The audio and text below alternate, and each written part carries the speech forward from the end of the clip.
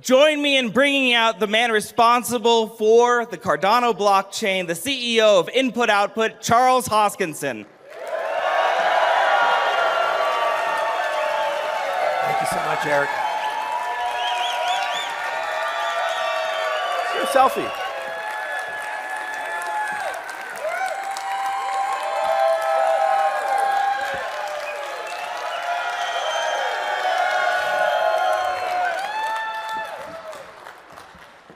Hi, everybody.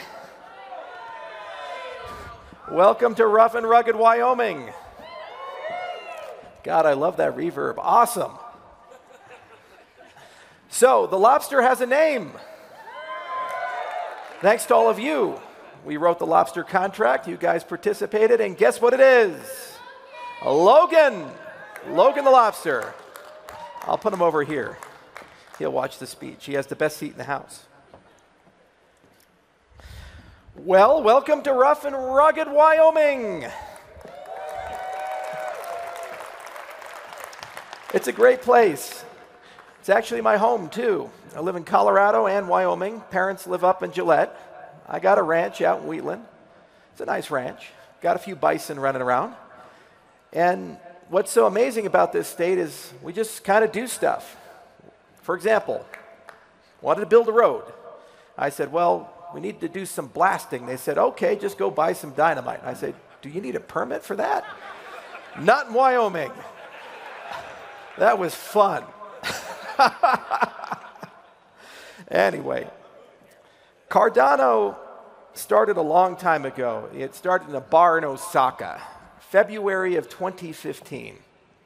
Some guys got together, and they said it would be really cool to do something like an Ethereum of Japan. And then somewhere along the way, slowly but surely, it transformed from something that was a good idea with a little bit of alcohol, maybe a lot, to what we have here today, which is one of the largest, most prominent cryptocurrency blockchain projects in the entire world.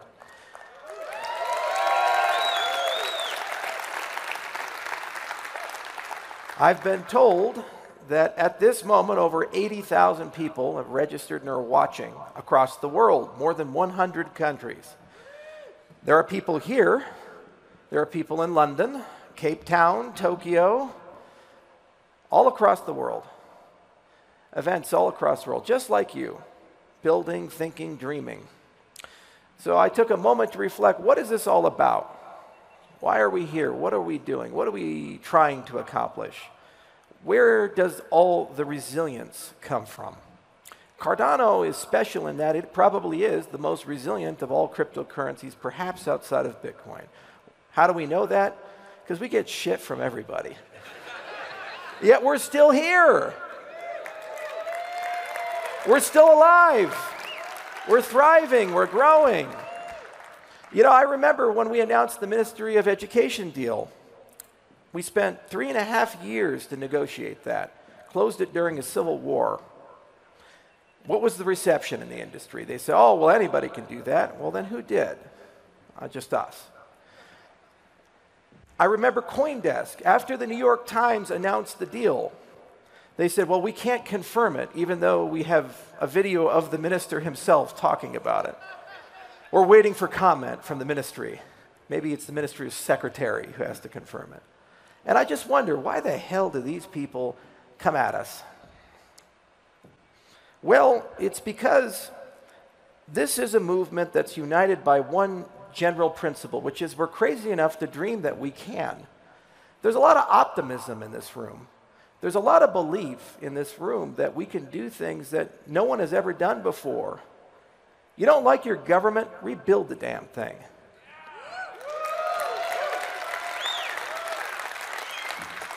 You don't like your money?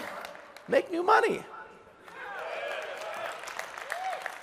And as an example, I was sitting in my office a few months ago, and I have this stuffed lobster that we bought, and just sitting there, and I said, you know what, let's make this thing alive. So I grab it, and I move it a few feet, and I put it on my microphone, and now it's begun a journey. Everybody in the whole community knows about it. It's got a name. I've had graphic novelists reach out to me. We're going to do a graphic novel for the damn lobster. And you know what? We're sure as hell going to NFT it. You know that's happening. Decades from now, it's going to become something that's real. A stuffed lobster, move it 5 feet, and it becomes something alive. This is not a superpower that I have. It's a superpower because of this platform. The idea is here that all of you have, every single one of you. That's why Cardano is viewed sometimes well, sometimes not so well. It is an instrument of change for the world. Where we started so long ago, 2015, and the journey that we've gone on, we've seen the growth of an ecosystem to a community in the millions. We have seen national press, we have seen heads of state make deals with us, shook hands with a lot of people. And where are we going? Well, I'll tell you, we're just going to keep growing. We're just going to keep changing. And Cardano in the coming years will be more defined by the things you do rather than the things that I did. And that's what makes it so special, it's so powerful and so durable. Look at Catalyst. When we started that last year, a few hundred people. Not a lot. Just a little bit of conversations. You could literally fit all of the people participating in a Zoom call if you wanted to. Now there are tens of thousands. As we go into 2022, there'll be hundreds of thousands, millions eventually. How much collective knowledge, intelligence, capability, execution is embedded in that? How do you stop that? Especially when it's completely recursive, it's self-bootstrapping. The community's in control of the funds, the community's in control of the ideas, they're in charge of the challenges, they're in charge of the ventures. The ones who do well continue to get funding, the ones who don't die off. That's a self-evolving system that continues to grow and bootstrap. You blink, and it's an army. You blink again, and it's a nation. You blink again, and it's the whole world. And that's just one thing inside Cardano. We look at the progress with Ouroboros. Years ago, we said, hey, let's figure out a better way of doing things, a better engine that can process billions of transactions for billions of people. Well, it turned out to do that, you had to do a whole bunch of theory. Everybody thought we were crazy because we had to solve a half dozen really hard problems in computer science. Not to be dissuaded, we did as a community, as an ecosystem. Paper after paper, being mocked the entire time and way. Didn't matter. Kept the head high, went through the peer review process, and now look at what we have. We have Proust, Genesis, Chronos, Redux, all these papers that basically laid out the entire corpus of the theory of proof of stake. We didn't just write a protocol, we invented a new field of science just for this project. And that's just another thing. We look at Plutus. We launched Alonzo back in September. Well, September this month. September 12th. A little tired. And we've introduced the extended UTXO model. Now, where the hell did this thing come from? Did we invent it? Yeah. But it was inspired by ideas and concepts that were started 12 years ago. And ideas and concepts in the functional programming world have been around for 40 years. And they were merged together. Why? Because we look to the future. How will people use these systems in 2025, 2030, 2040, 2050, when you have billions and billions of transactions and applications and nation states running these things, doing their voting systems, their payment systems, their stock markets? It's not practical and feasible to run all of these things on some bizarre virtual machine in the sky. The point is the ledger is the proof checker. The point is the ledger is the validator. It's the thing that gives you certainty that what the person has told you is right. So simple of a concept. Yet, almost everyone in this space is ignoring that and chasing the exact opposite. Trying to take something like the Java virtual machine and just make it run in the sky. It's a fool's errand. It makes no sense. Satoshi actually got it right. He just didn't have the resources and the knowledge necessary to take it to its logical conclusion, because that required us 4 years and a team of scientists who had been building programming languages for decades. That's hard. And we stood on the shoulders of giants, dozens of papers, dozens of ideas and projects, things like BitML and Simplicity from Blockstream and other places, who were thinking about exactly this same problem. And that's just one thing in this model. You need side chains, you need light clients, you need all these other features and capabilities. This is the point of the project. It's an innovation engine. We're never, ever once distracted or dissuaded. We don't succumb to pessimism. We keep saying the same thing. We can do it. It might take 10 years, but damn it, we'll get it done. That's the Cardano way, and you're all part of that.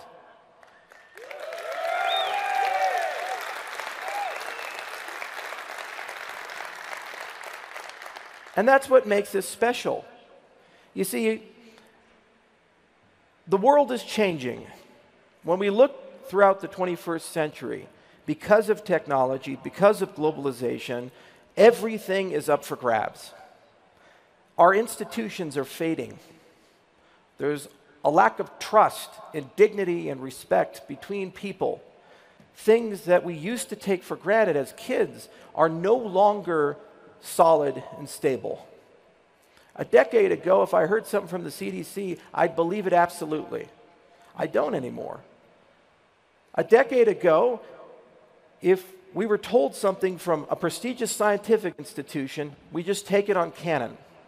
Most people in society, they have a little bit of skepticism. Even the integrity of elections has been challenged. It doesn't matter whether you believe it or not. The fact that the crowd, the swarm, the masses of society are having troubles digesting this in meaningful percentages is destroying society. Add that to the fact that our monetary systems are crumbling. We are told that it's okay to print $6 trillion out of thin air in this nation and that we won't have any inflation at all. Anybody buy any wood lately? Food lately? And then the people who supposedly know what's going on, what do they tell us? They say, well, as long as you exclude the price of meat and chicken and pork, price of food's not so bad. This is what we're told.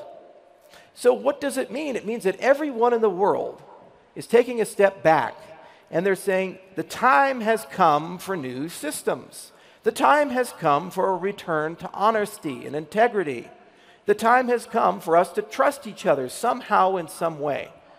Why does our industry command such a large market cap and so much evangelism and so much passion?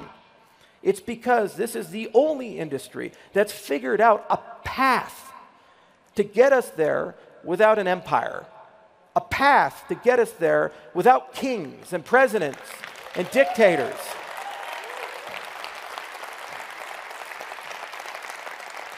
This is an industry that promises us that there is a way to solve the problems of the future, whatever they may be. The problems that emergent technology gives us, the fact that we're burning our planet out at an alarming rate, species going extinct all the time, the problem of all the violence that's come, the instability that's come. Totalitarian theological regimes have somehow resumed ruling nations. These problems, they're very real. And in the past, how we've always solved it is, go find an empire to go clean it up. Let them rule the world for a century or two. If you're in the in crowd, it's a good life. And for everybody else, so sorry, maybe you'll have the turn next. I don't want to live in that world anymore, and I don't think you do either. I'd like to live in a world where everyone is treated fairly. Everyone is treated with honesty and respect and dignity and transparency. These are basic things. We put them in constitutions. We put them in laws. We promise each other we'll treat each other this way. But you know what happens? Humans happen. And while the individual may be virtuous, the collective, somehow, some way, if left unrestrained and unrestricted, they sometimes have problems. The magic of this industry is that we can create almost an artificial law of physics for society. We can take the rights that we believe that we have earned and should have, that we should be born with, and we can put it into a blockchain. And then suddenly people can't cheat. The most powerful way of demonstrating that is what Bitcoin accomplished. You see, all these monetary systems, they say, oh, well, no, they have rules and predictability, and we won't intervene until we do. Then suddenly this thing comes out that promises 21 million. That's it. Can't change it. Can't reverse it. These are the rules, regardless of the circumstances. Then you see Silk Road happen, Mt. Gox happen. You see dozens of massive issues happen. You see nation states get involved and yell at it. Has it changed once? No. Not even when the core developers themselves were on the losing end of the game. And what does that mean? It means that if you can take those concepts and principles and put them into social systems that secure your vote, your voice, your dignity as a person, no matter who's on top, you're going to be treated fairly. That's the unifying theme, despite all the tribalism and the sectarianism and the fights that we've noticed in this industry that keeps us together, is that we just want to be treated better. We just want institutions that don't lie to us. We just want predictability. We just want to live in a world that's peaceful instead of one that's filled with chaos. Now, how do we get there? This all sounds good and fine. Well, first you have to build an army. We've got a pretty good one right here, don't we?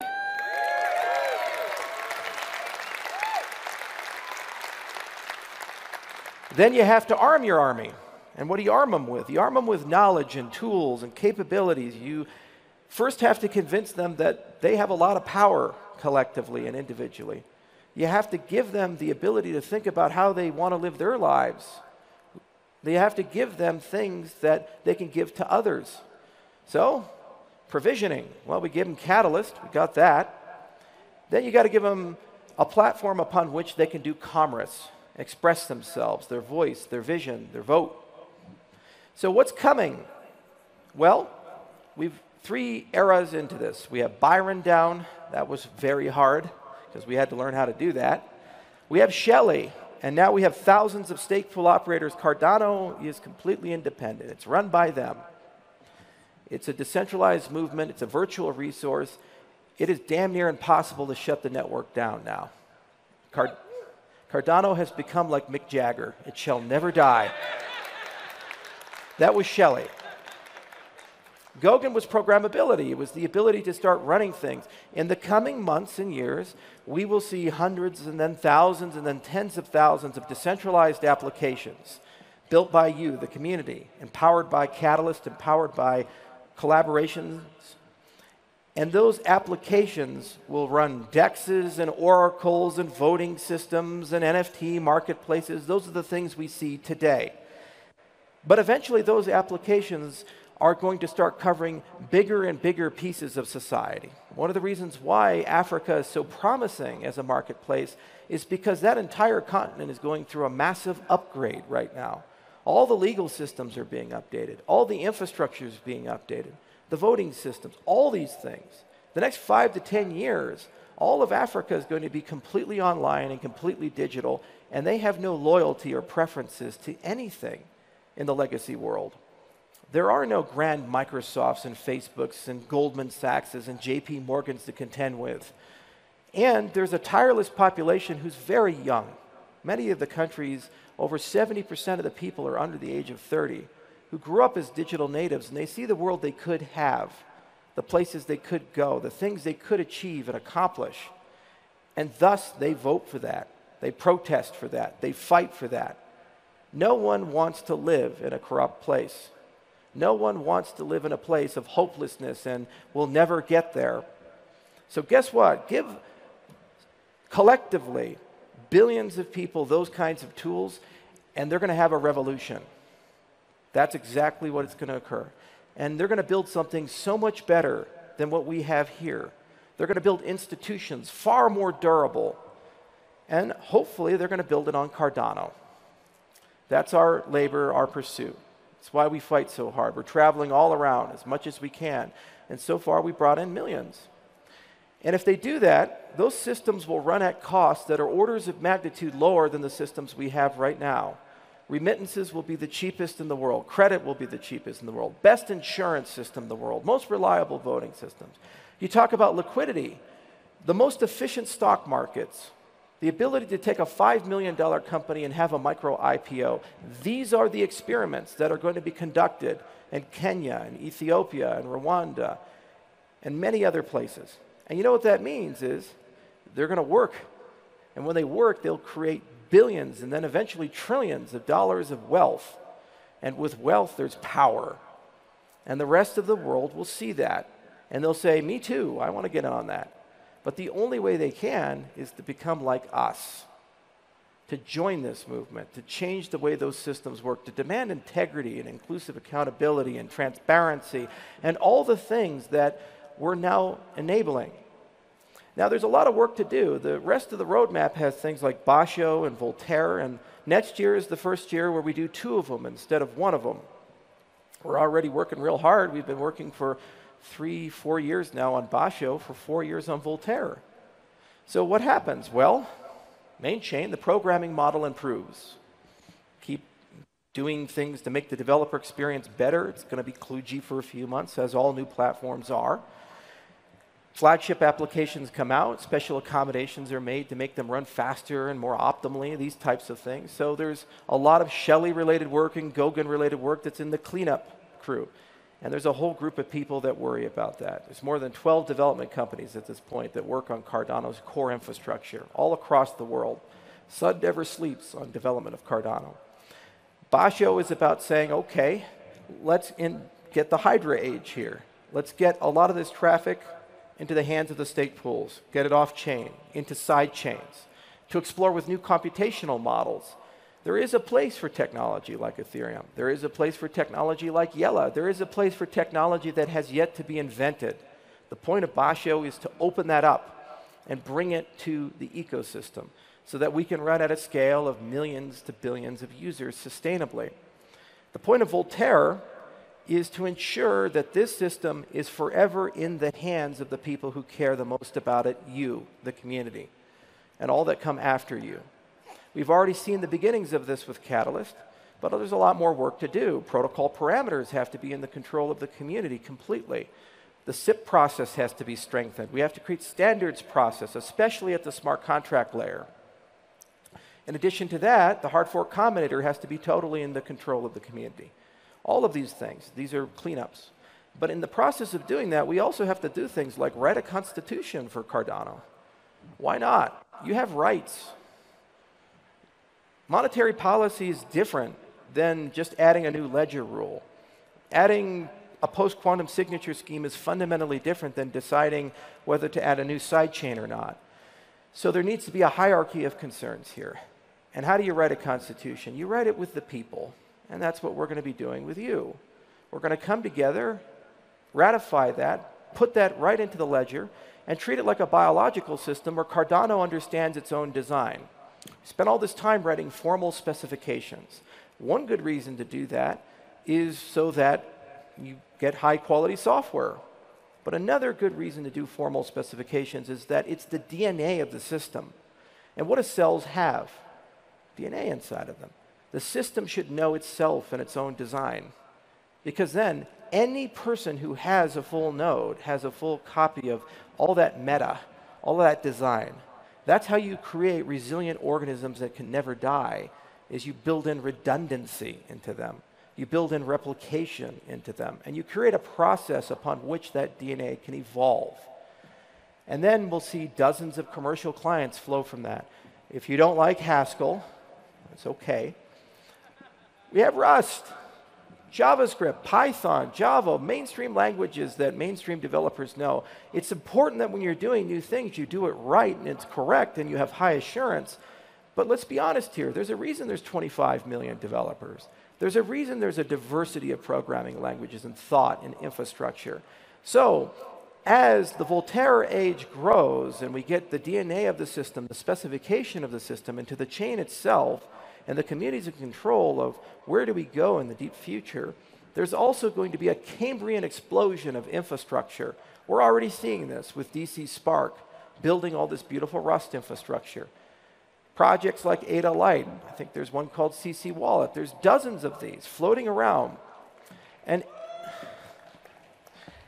right now they're nascent and young, but with the resources of Catalyst, the rigor of the community, the ability to follow a process, they will grow. And over time, they will grow to be larger, bigger, and better than anything we see in the rest of the space because they're built from the bottom up, resilient. Dozens of them will become hundreds of them. Dozens of languages will become hundreds of languages, and this ecosystem will continue to strengthen, continue to be more useful. Now, a lot of people call us a ghost chain, which is just damn perplexing. I even wore a Ghostbusters outfit just to prove a point. And so, if we're a ghost chain, how can we get such great partners? We mentioned the mystery of education. Well, did you know for the last few months we've been negotiating with a Fortune 250 company? We closed a deal.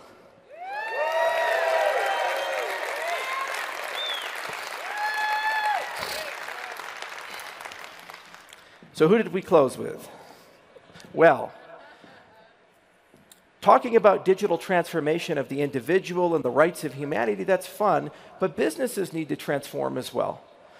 So there happened to be a great business that came by the office a few months ago, and they said, hey, you know, we're right now in the middle of a giant transformation of our business, and we would like to have a discussion about how do we bring blockchain into this? How do we use these techniques and concepts like DIDs and microtransactions and having a wallet right on the cell phone? How do we pull those pieces together? Well, that company was Dish.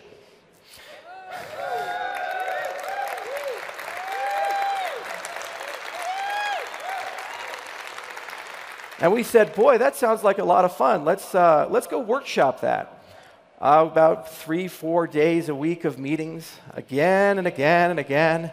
We eventually got to a point where we made a deal with Boost Mobile to put DIDs, decentralized identifiers, on every single phone, 8 million of them.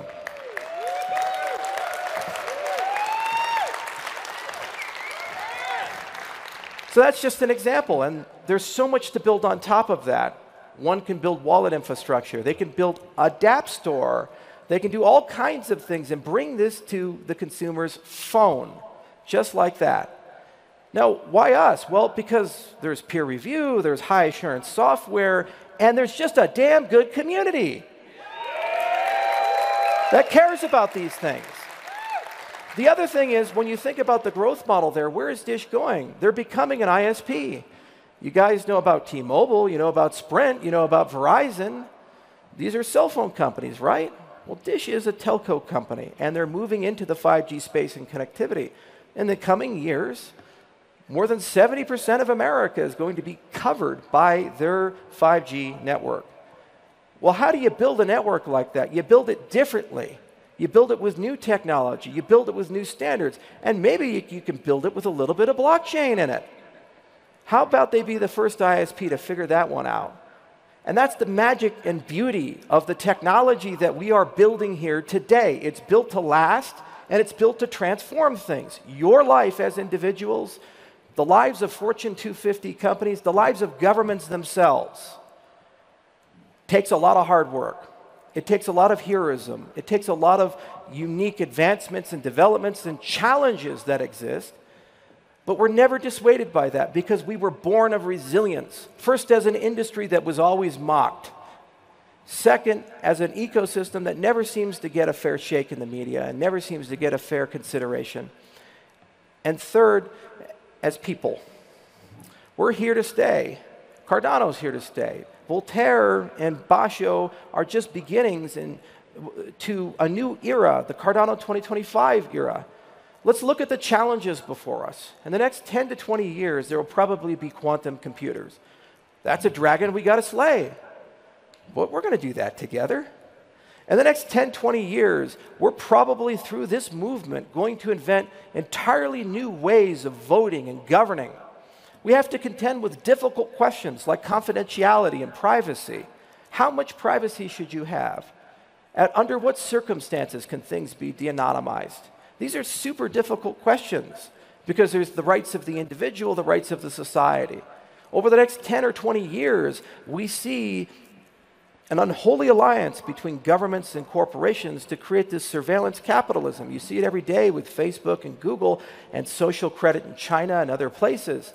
People working together, indirectly or directly, where you don't own your own data. You don't own the perception of you, the metadata about you. There's going to be a pushback. The pendulum will swing in the other direction. The concepts of self-sovereign identity, of you owning yourself, your data, your identity, these things. Well, we have to figure that out. There's no rules for any of these things. We're pioneers in this respect. It's an entirely new global society. Why? Because the things that happen in Ethiopia matter here in Wyoming. The things that happen here in Wyoming matter in Chile. They matter in Japan.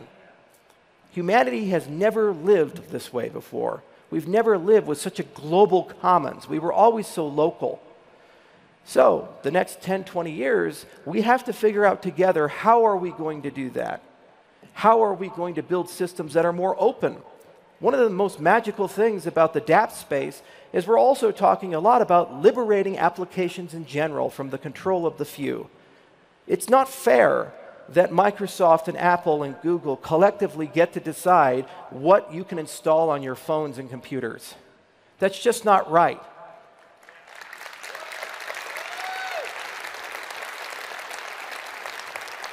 So, when you build a DApp and a DApp Store and you build these liberating models, you start poking holes in that funnel.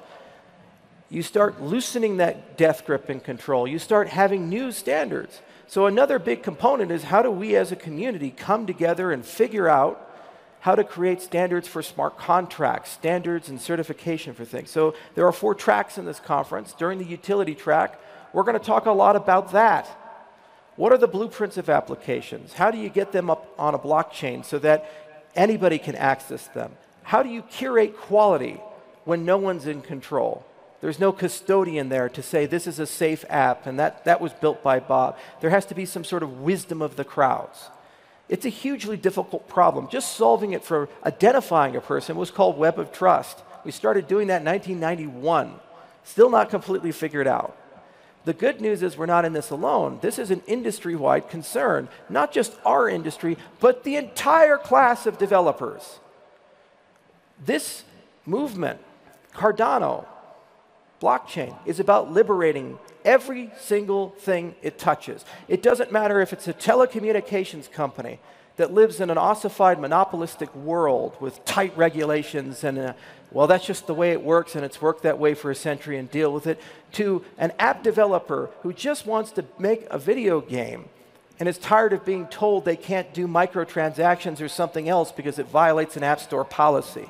They're united in the fact that systems beyond them are constraining and controlling their ability to innovate and create. The point of the tools and the technologies we build is, first, everyone is free. Everyone has equal rights, and also you are liberated to live your dreams and create the things you want to create.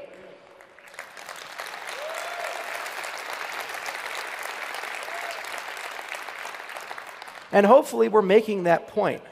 If you add up MOE and Dish, that's 13 million people just there the next 12 to 24 months coming online. If you look at the community itself, it's in the millions. And we're just about ready for explosive growth. Basha will bring new technology like Mithril. Now, I fully admit that sometimes Daedalus needs to speed up a little bit. I fully admit that we need a better light client game.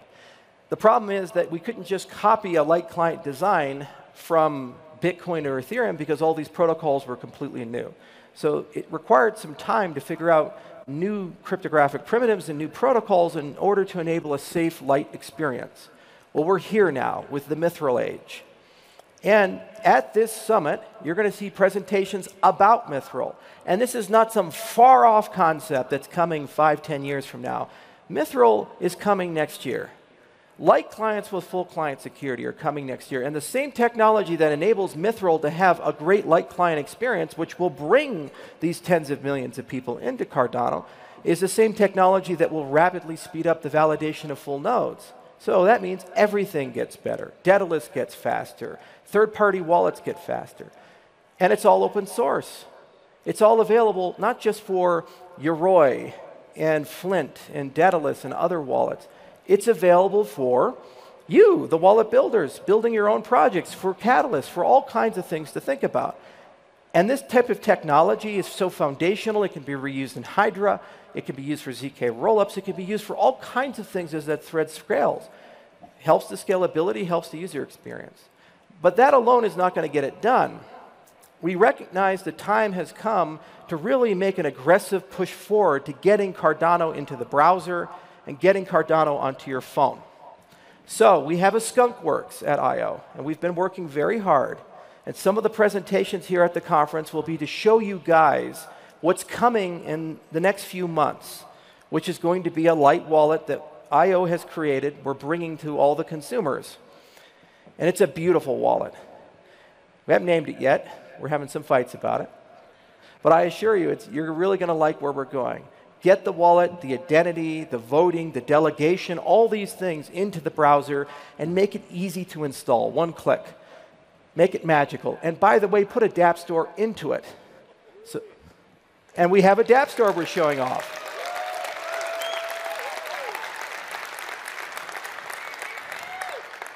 We have a DApp Store we're showing off too.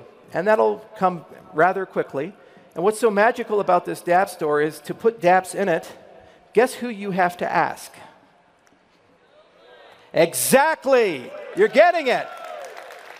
It's permissionless. Yet, if you have this idea of certified software, what that means is, while anybody can use it, what you can do is allow standards and community to show you what the good and safe apps are. It's a great balance.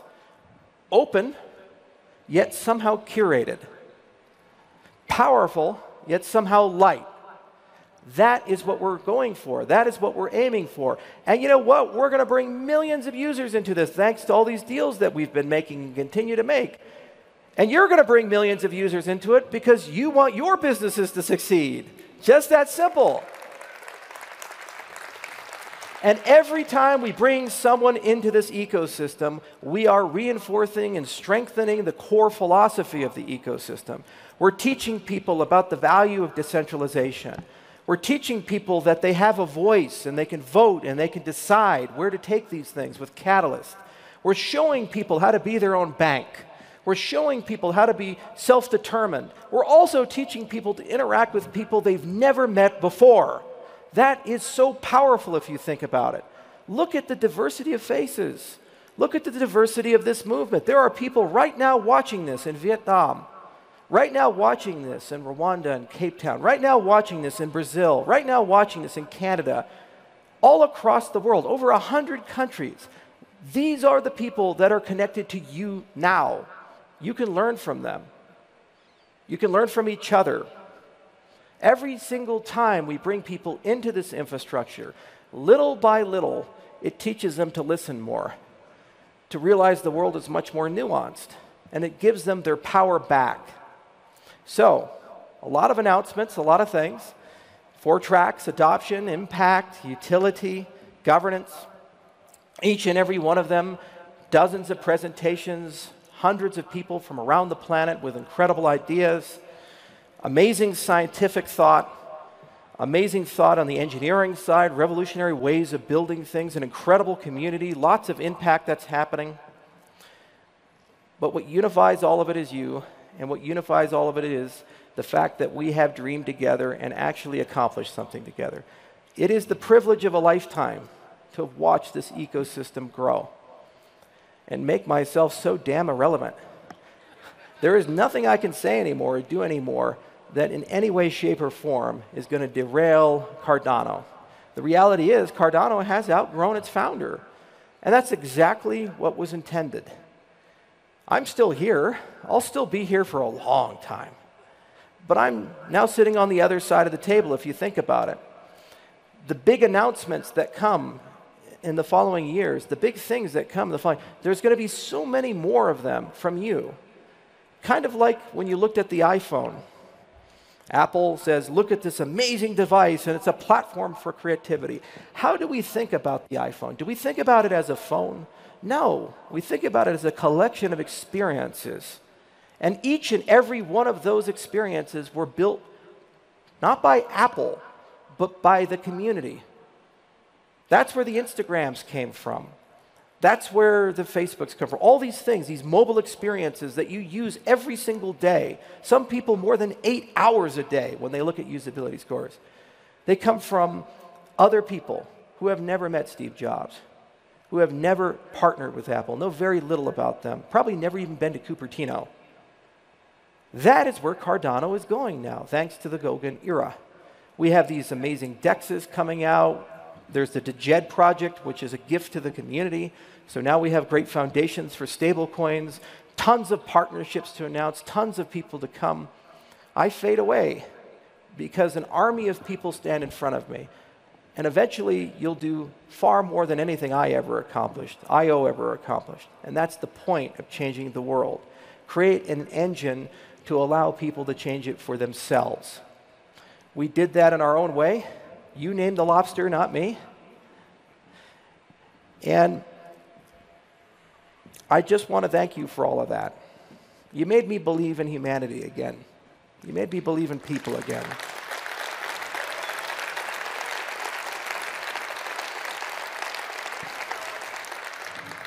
You made me believe that there are no problems we cannot solve, no mountains we cannot scale, and you made me believe that the 21st century is going to be better than the 20th century.